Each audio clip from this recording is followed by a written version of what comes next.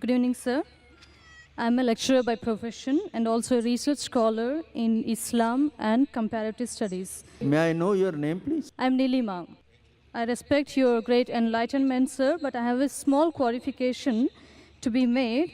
Like, let us go back to the Bhavishya Purana, Part 3, Kand 3, Adhya 3, and Shlokas 5 to 8.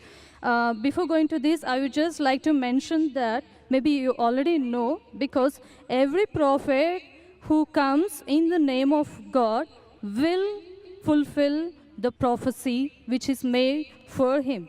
So any prophet who fulfills 50% of that prophecy is not qualified to be a prophet.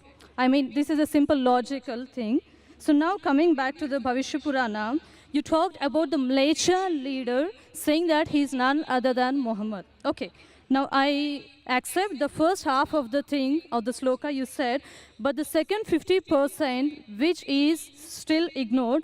Now sir, let me tell you, Malachia, the word meaning Malachia, it is derived from Sanskrit dictionary, I mean the meaning, and the meaning means non-Aryan or sinner or wicked person. These are the three different meanings given to the word Malachia. So according to this, can Muhammad be a sinner or a wicked person? The second part is, the second condition of the prophecy is that he will belong to Marusthal, and in Sanskrit, land of death, because Maru, I mean it is derived from Sanskrit, Mru. Mru is death.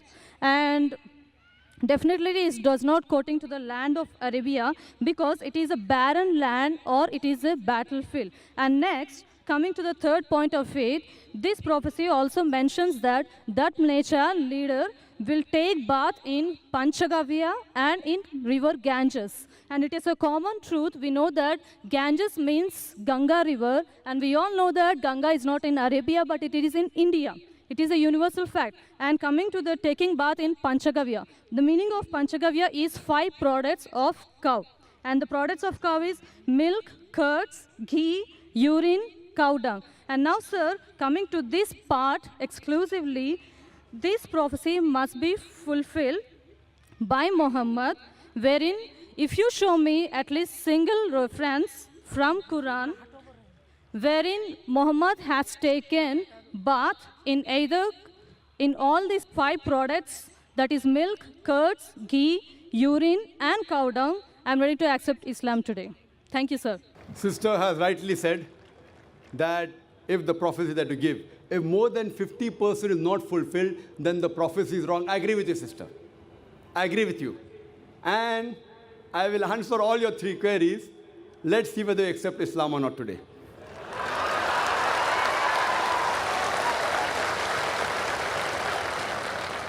That's a different thing, that you may not agree with the truth. I will speak to you. I agree with you. Malachia, I agree with you, all your 3 definitions. Malachia, one of the meaning is non-Aryan, meaning a foreigner. One of the meaning is sinner, one is a wicked person. That's the reason, like the Hindus, they call the Muslims as Malachia. When they say that, they mean actually wicked and sinner. But the other meaning is also foreigner. As far as when I speak, when I quote from any scripture, while quoting and while taking the meaning, it's not necessary that if the word has got 4 meanings, then more than 2 meanings should be correct. No. Even if one is correct, the meaning is right. For example, the Quran says that don't have pig. Today, if you open the dictionary, one of the slang meanings for pig is a cop, means a policeman. So one meaning is pig, the other meaning is a policeman.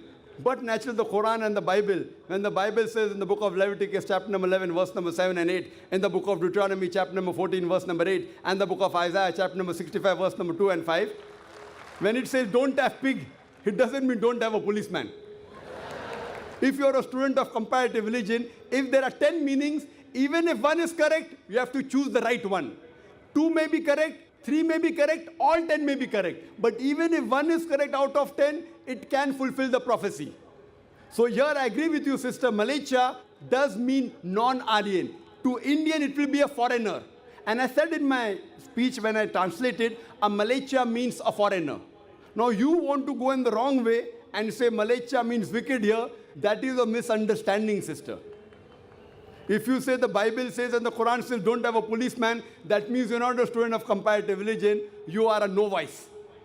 If any one of the meanings fulfill the prophecy, one more thing, if there's a doubt, there are 10 points I mentioned. All the others can't be refuted.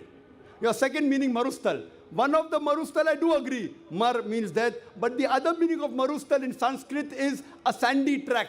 You go back to the dictionary today and open. In our Islamic Research Foundation, we have a Sanskrit dictionary also, sister. I am a student of comparative religion. I do agree. One is a place of death. The other is a sandy track. So why are you taking the wrong meaning? That means you're going out of the way. So if you see the permutation and combination, all the other points I mentioned are 100% correct. Here also, you have to choose the right meaning. So one of the meanings of marustal means a sandy track or a desert. Coming to your third question. And you accepting Islam, inshallah. The third question that I mentioned in the prophecy, that Prophet Muhammad sallallahu alaihi wasallam took a bath in the Panch Garv, in the Ganges. Now here we analyze that when we say in the Hindu terminology, when you say bath in the Panch Garv, in the Ganges, it means to purify. One means actually you dip yourself in the Ganges, which I don't expect the Prophet came and dipped himself in the Ganges. It means to purify. I did not give the explanation because the lecture is very long. I can speak on this topic for the full day. I did not give details of everything. I can speak on each prophecy for another few minutes, even for us together.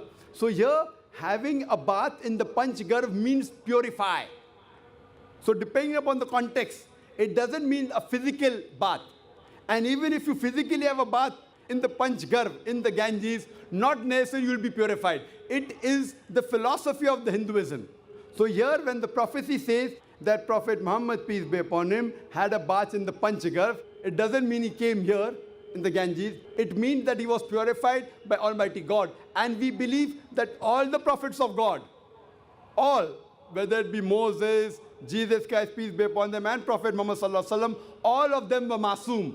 They were innocent. They were pure. So all the prophets of God, of Almighty God, which he sent down, all of them we consider to be innocent, to be masoom, to be pure. So this answers the question, and I hope, inshallah, you'll accept Islam, sister.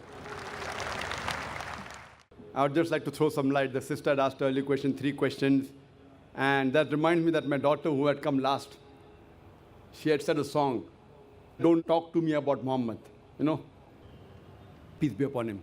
And the coordinator said, please pay attention to the words, what she's saying. And if you heard the words carefully, it's the seerat of Muhammad sallallahu alaihi wasallam, that once when Muhammad sallallahu alaihi wasallam was going, he finds a companion as a stranger. She starts speaking against the Prophet. Oh, the Prophet Muhammad sallallahu alaihi wasallam is a bad person, don't talk to me. She's telling Muhammad sallallahu alaihi wasallam, that person doesn't know the person is talking to. She tells to the stranger, that person on the road, that Prophet Muhammad is bad, don't listen to him, he causes disharmony, he teaches only about one God, blah, blah, blah. That's what my daughter was saying in that song. Later on, but she says, oh, you're a very good person. But I'm warning you, don't listen to that man, Muhammad, peace be upon him. He's a rogue, Nauz billah. He's a very bad person, Nauz billah. And so on and so forth. But she says, you're a very good person. You're so kind, you're so loving. Please, may I know your name? Then she says, pardon? What did you say? Am I hearing correct? Your name is Muhammad sallallahu alaihi wasallam? Then she says, Ashhadu an la ilaha illallah wa ashhadu anna Muhammad Rasulullah. So when the traveler realizes that this person is actually Prophet Muhammad, peace be upon him, I have heard from other people that he's the wrong person. This person is so good, she immediately accepts Islam. So our dear sister, when she posed so many questions again, I thought it reminds me of my daughter when she was narrating the seerah of the Prophet in that song. The person, the traveler attacking Islam, attacking the Prophet Muhammad sallallahu alaihi wasallam. But when she comes to know the truth, she says the Shahada. So inshallah, our dear sister also will say the Shahada. And I really ask Allah subhanahu wa ta'ala to open her heart.